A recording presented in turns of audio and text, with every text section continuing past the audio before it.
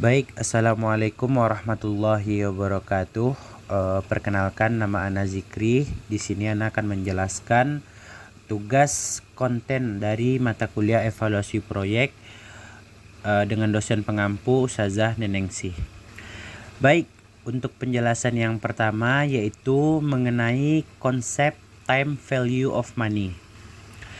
Dana investasi yang diharapkan akan diterima di masa depan perlu dipertimbangkan dalam konteks nilai saat ini.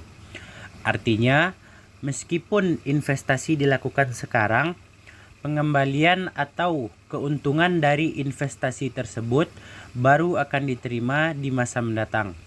Dalam hal ini, terdapat perbedaan waktu antara pengeluaran investasi dan penerimaan keuntungan. Oleh karena itu, kita tidak bisa secara langsung membandingkan besarnya dana yang diinvestasikan saat ini dengan penerimaan yang akan diperoleh di masa depan karena waktu memiliki dampak terhadap nilai uang. Selanjutnya, untuk memastikan perbandingan yang tepat antara pengeluaran saat ini dan penerimaan di masa depan, perlu dilakukan perhitungan yang mengubah penerimaan di masa depan menjadi nilai yang setara dengan nilai saat ini. Proses ini dikenal dengan istilah time value of money atau nilai waktu dari uang, yang menunjukkan bahwa nilai uang saat ini lebih berharga dibandingkan dengan nilai yang sama di masa depan. Karena uang yang dimiliki sekarang dapat diinvestasikan dan menghasilkan keuntungan. Baik, untuk topik yang kedua yaitu Net Present Value atau NPV.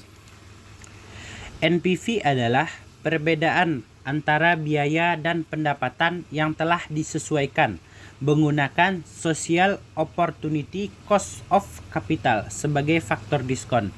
Dengan kata lain, NPV mengukur arus kas yang diproyeksikan akan terjadi di masa depan, namun dihitung dalam nilai saat ini. Untuk menghitung NPV, diperlukan informasi tentang estimasi biaya investasi, biaya operasional, serta pemeliharaan, ditambah dengan perkiraan manfaat atau keuntungan dari proyek yang direncanakan. Oleh karena itu, perhitungan NPV menggunakan metode arus kas yang telah didiskon. Selanjutnya adalah rumus Net Present Value.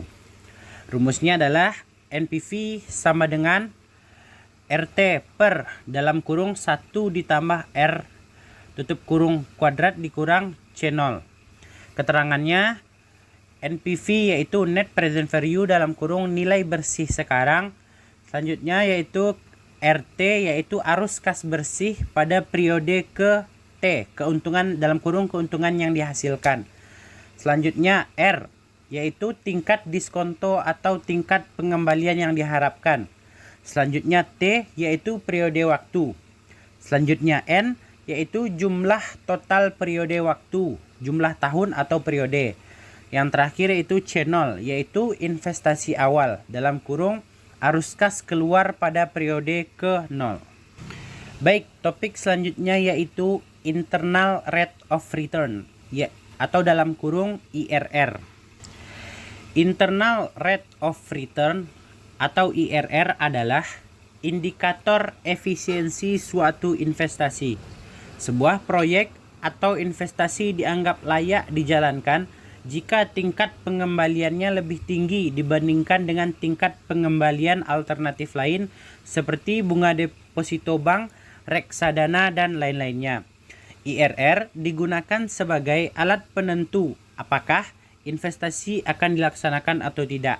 Biasanya, investasi dianggap layak jika tingkat pengembaliannya lebih tinggi dari minimum acceptable rate of return atau MARR, yaitu tingkat pengembalian minimum yang diharapkan oleh seorang investor agar mau berinvestasi. Berikut adalah rumus IRR dalam bentuk persamaan NPV. Rumusnya yaitu 0 sama dengan sigma NT sama dengan 1. RT per dalam kurung 1 ditambah IRR dalam tutup kurung T kuadrat dikurang C0. Keterangannya, IRR yaitu internal rate of return, yaitu tingkat pengembalian internal yang dicari. Selanjutnya RT, yaitu arus kas bersih pada periode ke T. Selanjutnya C0, yaitu investasi awal dalam kurung arus kas keluar pada periode ke 0.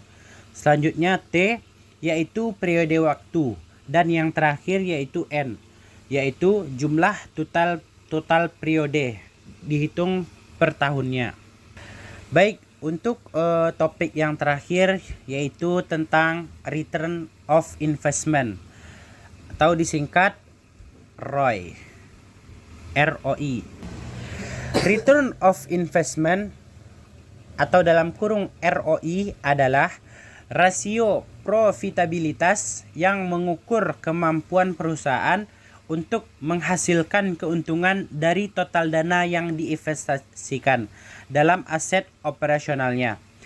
Menurut Kashmir, pada tahun 2011, ROI merupakan rasio yang digunakan untuk menilai kemampuan perusahaan dalam menghasilkan laba selama periode tertentu. Semakin baik kinerja perusahaan, semakin tinggi nilai ROI-nya. ROI juga dianggap sebagai indikator penting yang menunjukkan kondisi keuangan perusahaan.